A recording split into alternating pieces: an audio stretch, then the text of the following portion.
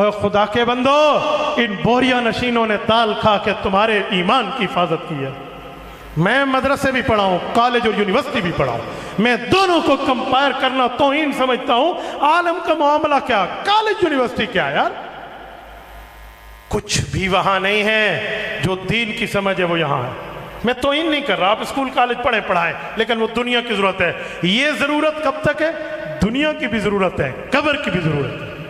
میں ایک سوال کرنے لگا، تھوڑا کوئی بندہ اتھو رہن والا اس چک دا تے امریکہ پہنچ گیا، کینیڈا پہنچ گیا، او تے جا کے اتھے فجی آئرلینڈ پہنچ گیا تے اللہ نہ کرے اس دا ابا فوت ہو گیا تے اس دی فون آنی ہے، مولانا قاری عبدالسلام دو، قاری صاحب بچے نو کہو اے سورت یاسین پڑھ کے میرے ابے لئی بخش دے وے۔ کیوں؟ ہن جانا پرنسپل دے کول انہوں آکھ ڈبل میتھ اسٹیٹ پڑھو، کیمسٹری پڑھو، بیالوجی پڑھو، انگلش دی کتاب پڑھو، ریاضی دے فارمولا پڑھو، اے پڑھ کے میری اماں نو بخش، میرے ابے نو بخش۔ نہیں، اس دا ایمان ہے قبر نو چیر کے اندر ثواب لے کے جاسی تے اللہ دا قرآن لے کے جاسی۔ جب آپ مانتے ہیں کہ قرآن کی اتنی عظمت ہے تو پھر کیوں اپنی اولاد کو قرآن نہیں پڑھاتے؟ کس بنیاد پہ اپنی اولاد کو دین سے روشناس نہیں کراتے؟ میرے دوستو، ہمارے دل میں رسول اللہ کی جوانی قربانی کا احساس آ جائے تو کبھی دنیا کی طرف لوگ مڑ کے بھی نہ دیکھیں۔ میں ایک جملہ کہنے لگا ہوں، سنیں۔ حضرت ابو ذر غفاری رضی اللہ تعالی عنہ عشاء میں کھانا کھاتے، جو بچ جاتا کسی کو ہدیہ کر دیتے۔ ایک دن بڈھی پوچھا ہے، بیوی نے کہا صبح لئی رکھ لئیے، صبح کھا لینا ہے۔ فرمایا اللہ دی بندی جیڑا رب ہون رزاق ہے اس صبح بھی رزاق ہے۔ سنو، اے تقوی ہونا چاہیے۔ زکوٰۃ دینے کے لیے تو 2.5% ہے، 100 روپے پہ 2.5 روپے ہیں، 97 روپے زکوٰۃ کے آپ کے پاس، 2.5 روپے اللہ کے پاس، بہت کم ہے۔ حضرت ابو ذر غفاری رضی اللہ عنہ کو یہاں پر ذاتی خیال کچھ اور تھا، وہ کہتے تھے حکم تو یہی ہے 2.5% غریب کو دے دیے، لیکن قرآن میں یہ بھی تو ہے نا کہ لن تنالوا البر حتى تنفقوا مما تحبون، فرمایا اپنی محبوب چیز قربان کرو۔ تو 100 روپے میں 2.5 روپے محبوب نہیں ہے، 97.5 محبوب نے اے اللہ نو دینا چاہیے۔ آپ بتائیں مجھے، کل قیامت میں یہ بھی رسول اللہ کے دربار میں آئیں گے؟ یہ نہیں کما سکتے تھے؟ بنو غفار کے عظیم چشم و چراغ، کوئی عام بندہ تو نہیں۔ ابو ذر غفاری جب ایمان لا رہے تھے، اعلان کیا نا ایمان کا، تو مکہ کے کافر ان پہ ٹوٹ پڑے۔ تو حضرت علی المرتضیٰ نے یہ لفظ کہا تھا، پتہ ہے کس کو مار رہے ہو؟ یہ بنو غفار ہے، تم نے جانا ہے شام کاروبار کے لیے، اس دی فیملی اتھے راندھی ہے، تھوڑا راہ بند کر دینا انہوں نے۔ این سارے پیچھے ہو گئے تھے، اتنی بڑی فیملی سے ریلیٹڈ تھے حضرت ابو ذر غفاری۔ آج آپ ان کی قبر پہ جائیں، ربضہ 300 کلومیٹر سے زائد کا سفر ہے مدینہ طیبہ سے۔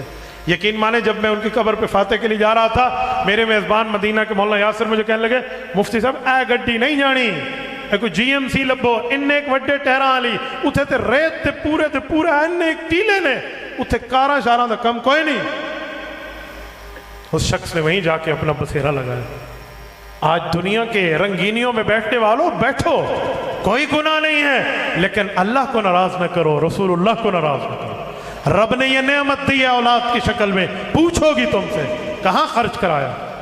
انہیں تم ٹوئنکل ٹوئنکل لٹل اسٹار پڑھاؤ، انہیں 1 2 3 پڑھاؤ، لیکن انہیں الف لام میم ذالک الکتاب لا ذالک الکتاب لا ریب فیہ بھی پڑھاؤ، تاکہ وہ قرآن سے پڑھ سکیں۔ قرآن پڑھنے والے یوں نہیں ہیں اے جڑا گھر دے وچوں نکما بیٹے انہوں قرآن دے وال بھیج دے ہو، جی نہیں، ایسے نہیں ہے۔ میں اپنے والد محترم کے لیے آج بھی دعا کرتا ہوں، اللہ کی قسم خدا اس کی قبر پہ کروڑوں اربوں رحمتیں نازل فرمائے۔ ہم 12 اولادیں اپنے ماں باپ کی ہیں، 12 ابو نے سب کو قرآن پہ لگایا ہے، چاہے بیٹی ہے چاہے بیٹا ہے۔ 7 بہنیں ہم سے بڑی ہیں، پے در پے مسلسل 7 بیٹیاں اس شخص کی ہوئی۔ میرے والد صاحب کے ماتھے پہ کبھی تیوڑی نہیں ہے۔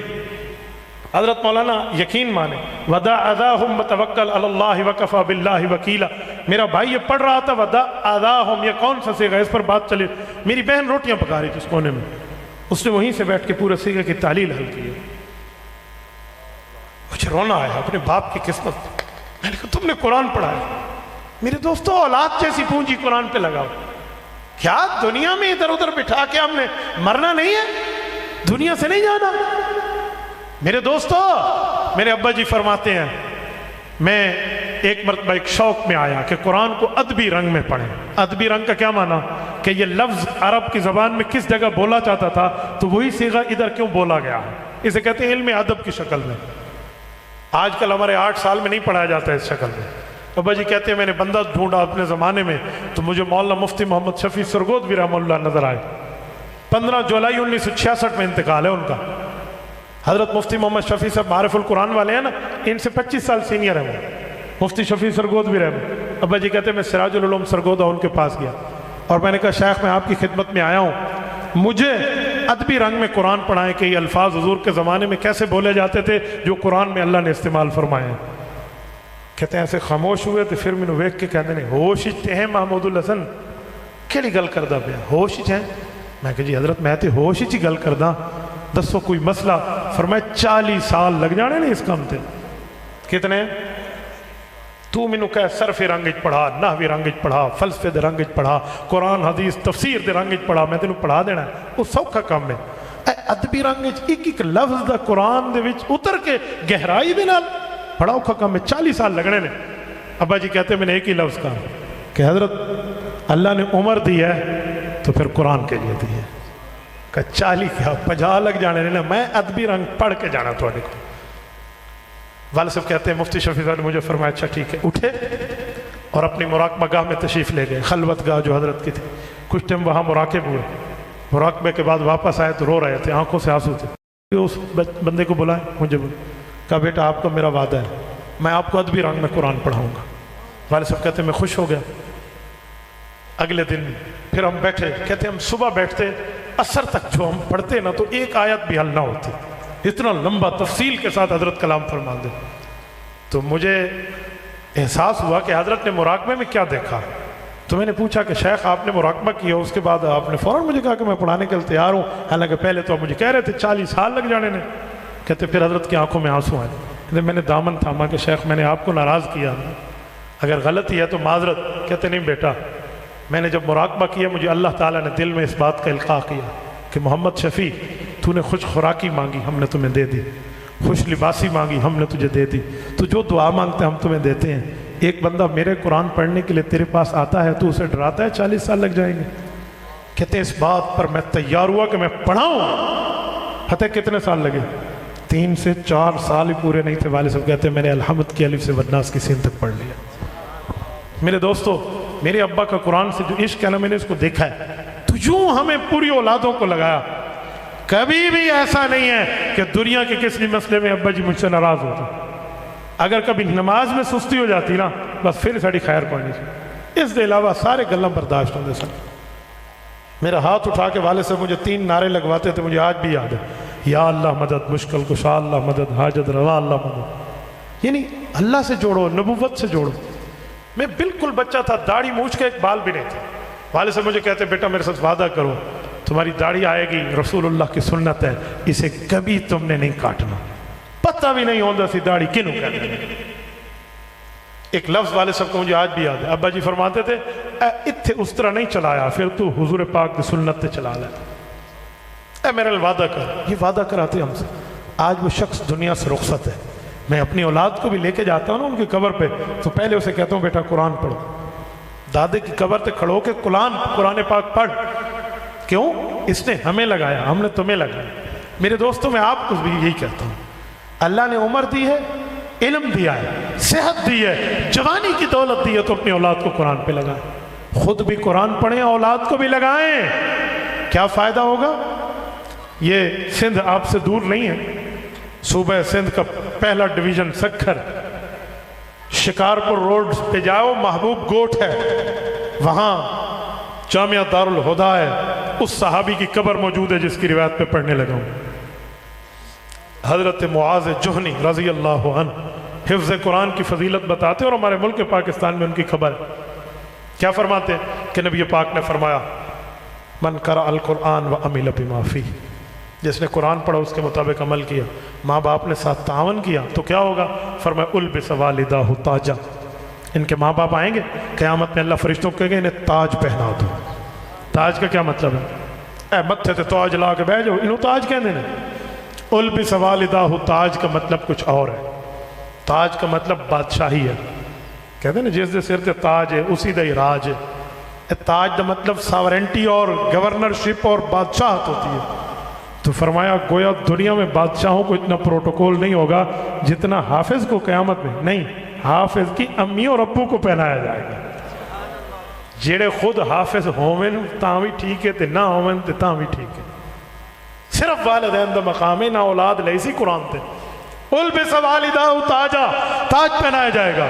अगला लफ्ज ज़ौउहु अहसनु मिन ज़ौइ शम्स, फरमाए लोगो उस ताज की रोशनी जो हाफिज कुरान के पेरेंट्स के सर पर, माँ बाप के सर पे होगा, कितनी रोशनी होगी?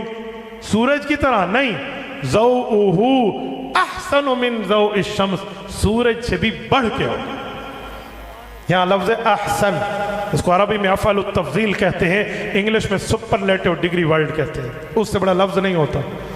अहसन मिन ज़ौइ शम्स, फरमाया इतनी सूरज की रोशनी रोशन नहीं है जितनी माँ बाप के सर पे रखे हुए ताज की रोशनी रोशन होगी। क्यों? इसने अपनी औलाद को कुरान पढ़ाया था। मेरे दोस्तों, औलाद को कुरान पे लगाओ। मेरे साथियों, ये मदरसा इस तुम्हारे लिए इस इलाके में ये नेमत है। पता नहीं कितने बच्चे मुझे फरमा रहे थे जिन्होंने कुरान पढ़ा। 22 तालिब इल्म, 44 ताज इनके पक्के हैं क़यामत में, जो एक माँ के सर पे होगा, एक बाप के सर पे होगा। एक हाफिज के घर 2 ताज,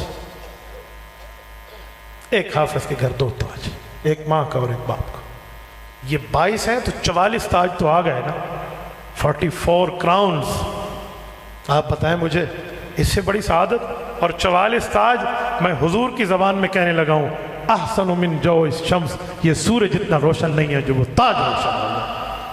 कुछ छोटी बात थोड़ी है, ये उस ज़बान के निकले हुए लफ्ज़ हैं जिस ज़बान पर 63 साल में कभी झूठ आया ही नहीं। ये उस ज़बान के अल्फाज हैं जिस ज़बान के लिए मैं कहूँ सूरज मशरक़ के बजाय मग़रिब से तुलू हो जाए, आका का फरमान झूठा। बोलिए बोलिए, अल्लाह ने आपको ज़बान दी है, हुजूर का फरमान झूठा नहीं हो सकता। तो आज आपको यहाँ अज़मत कुरान कॉन्फ्रेंस में बुलाने का यही मकसद है कि लोगों अपनी औलाद को कुरान पढ़ाओ। भले पढ़ाओ स्कूल, भले पढ़ाओ कॉलेज, भले पढ़ाओ आप यूनिवर्सिटीज जाकर, मैं मना नहीं करता। यूनिवर्सिटी से निकलने वाला डॉक्टर होगा, जिस्म का इलाज करेगा, इंजीनियर होगा, ऑटोकैड में तुम्हारी कंस्ट्रक्शन करेगा, जज होगा, फैसला देगा, वकील होगा, केस लड़ेगा, जर्नैल होगा, मुल्क की हिफाजत करेगा, ब्यूरोक्रेट होगा, जो बंदा तुम्हारा निजाम मुमलिकत संभालेगा। ये कॉलेज की पैदावार है, ये यूनिवर्सिटी की पैदावार है, ये वहां पर के स्कूल की पैदावार है। लेकिन जो पैदावार यहाँ की है वो उससे बढ़ के है। वो सिर्फ उस वक्त तक है जब तक तुम्हारे बाजू में मौजूद नब्ज चल रही, तुम्हारे दिल धड़क रहे, तुम्हारी आंखें फड़क रही, तुम्हारा सांस जारी है। स्कूल की तालीम, कॉलेज की तालीम, यूनिवर्सिटी और इंस्टीट्यूट की तालीम तब तक फायदेमंद है, लेकिन जब आंख बंद हुई, सांस बंद हुआ, आपके दिल की धड़कन बंद हुई, तो फिर अल्लाह का कुरान आएगा, हुजूर का फरमान आएगा। तो जब अल्लाह का कुरान, रसूलुल्लाह का फरमान होगा, तो फिर तब होगा जब हम अपनी औलाद को पढ़ाएंगे। अजीब बात है, आज जब कहे ना बच्चे को मौलवी बना लो, आलिम हाफिज बना लो, पता क्या कहते हैं? वो केड़ी इज्जत होनी है मौलवी दी? इज्जत नहीं, सारे जो कला मैनू इतने कुर्सी ते बाया वे, मेरे मुंह ते बुलबुल बैठी है, 2 परिंदे बैठे ने मेरे कंधियां दे उत्ते फुल पे ने। हाँ, मैं किसी वड्डी मां दा पुत्र हाँ। क्यों? आपने इज्जत दी है अल्लाह के कुरान के लिए, नबी के फरमान के लिए। ये तो दुनिया में है, आखिरत में तो इससे बढ़ के होगा। मैं एक जगह था तो स्कूल कॉलेज की तालीम पे मैंने कहा मैं नाराज ना होने, मेरे डॉक्टर्स भाई, इंजीनियर भाई, प्रिंसिपल भाई, हेडमास्टर भाई, स्कूल वाले वाइस चांसलर भाई, प्रोफेसर, आप नाराज ना हो। लेकिन मैं एक बात कहने लगा हूं, कहीं नई बिल्डिंग बने, नया घर बने, नई मार्केट बने, कोई प्लॉट खरीदे, तो क्या कहते हैं? बरकत के लिए जाकर स्कूल के प्रिंसिपल को बुला लो। कहते हैं वाइस चांसलर को लैके आओ, किसी प्रोफेसर नो, उस तो बड़े किसी डीन नु लैके आ जाओ। डीन है ना, डिपार्टमेंट का चेयरमैन है, हेड ऑफ डिपार्टमेंट है, उन्होंने लैके आओ। हाँ, जज साहब नु लैके आओ। इंज कहते ने, की कहते ने? हाफिज जी नु लैके आओ। क्यों? बरकत वास्ते बुला ना किसे, थोड़ा आगे जाकर हूँ, किसी एसपी साहब, किसी डीसी साहब, किसी डीआईजी साहब, किसी आईजी साहब बुलाएं, बरकत होगी। नहीं जी, हाफिज साहब को लैके आओ। क्यों? वजह कहते ने उस दे सीने च अल्लाह दा कुरान है। ते जदों पढ़न मसीते गया सी ते तू इस दे प्यू दे कोल गया सी, पुत्र नूं हाफिज बना के की लभना तेनू, अज तू आख लो ते मैनू कुछ दे इथों। मेरे दोस्तों, कुरान करीम की अजमत क्या, कहाँ तक मैं आपको जुमला सुनाऊं। एक जुमला और कहने लगा हूं, तवज्जो। कुरान की अजमत का मकाम क्या है?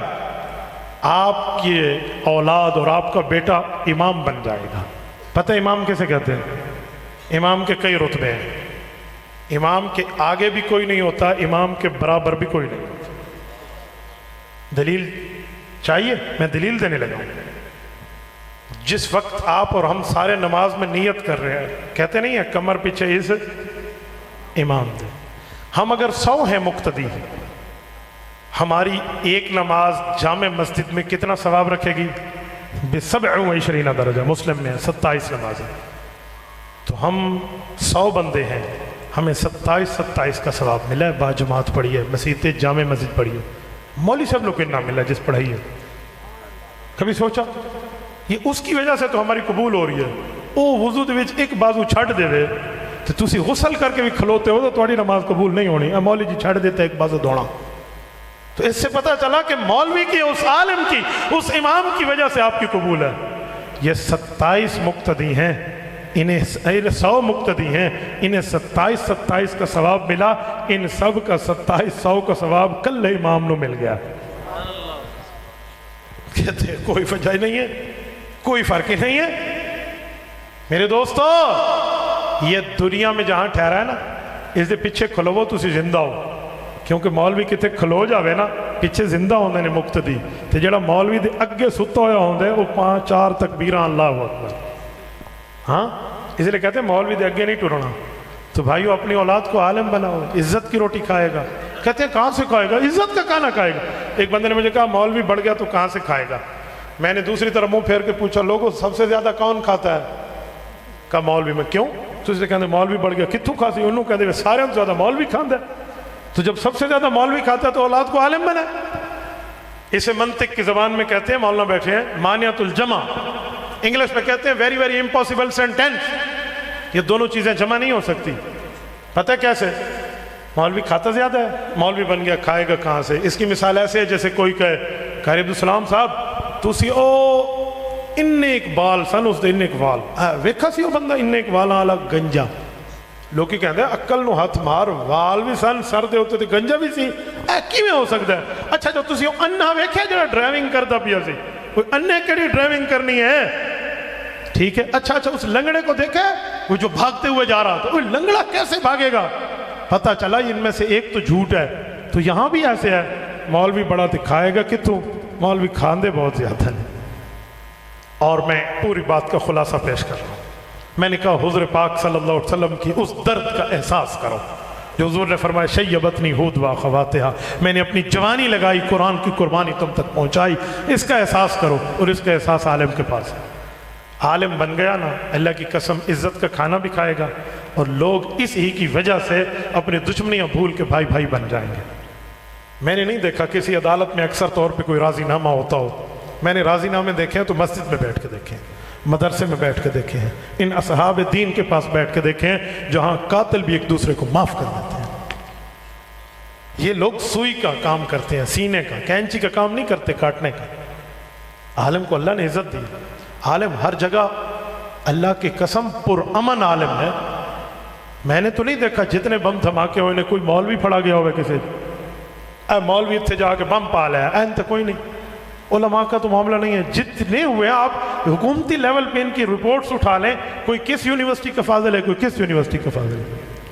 अभी जिस शख्स ने खुदकुश किया कराची एयरपोर्ट पे चाइना के बंदे पे, वो पता नहीं यूनिवर्सिटी का कौन से दर्जे का टॉपर था, कोयटा यूनिवर्सिटी का। मौलवी तो नहीं सी ना, मौलवी तो पुरअमन है। और आलिम कितना पुरअमन है, इतना पुरअमन है, इतना पुरअमन है, उस जैसा पुरअमन है ही कोई नहीं। आप सारे जाग रहे हैं, मिसाल दूं तो बर्दाश्त कर जाओगे? जितने बैठे हैं अद्धे हाथ चुक दें, जिन्हें इत्तेफाक है ओ चुके। आओ मैं आपको मौलवी का पुरअमन होना दिखाता हूँ। 1947 में पाकिस्तान बना है, 2021 तक मुझे कोई एक धरना दिखा दो, एक जलसा दिखा दो, एक जुलूस दिखा दो जो इस्लामाबाद घिराव करने आया हो और अमन अमान से वापस गया हो। एक ही है, एक है जिसको आज़ादी मार्च कहते हैं और आलिम दीन के सरबराह उलमा के ताज कायद मिल्लत इस्लामिया हज़रत मौलाना फजलुर रहमान उसकी क़यादत कर रहे थे। 1500 किलोमीटर चले, कराची के साहिल से लेकर कश्मीर हाईवे इस्लामाबाद पाकिस्तान मोनूमेंट तक 1500 किलोमीटर बाय रोड आए, बाय सी किसी तैराकी करके समंदर से नहीं आए, बाय एयर कोई जहाज पे नहीं आए, मौलाना खुद की आदत करके आए हैं। इस 1500 किलोमीटर में किसी जगह किसी दुकान का शीशा नहीं टूटा, किसी जगह किसी दरख्त को नहीं उखाड़ा गया, फूल को नहीं तोड़ा गया। लाहौर में जब मौलाना गुफ्तगू कर रहे थे, मेट्रो की सर्विस ऊपर जारी थी।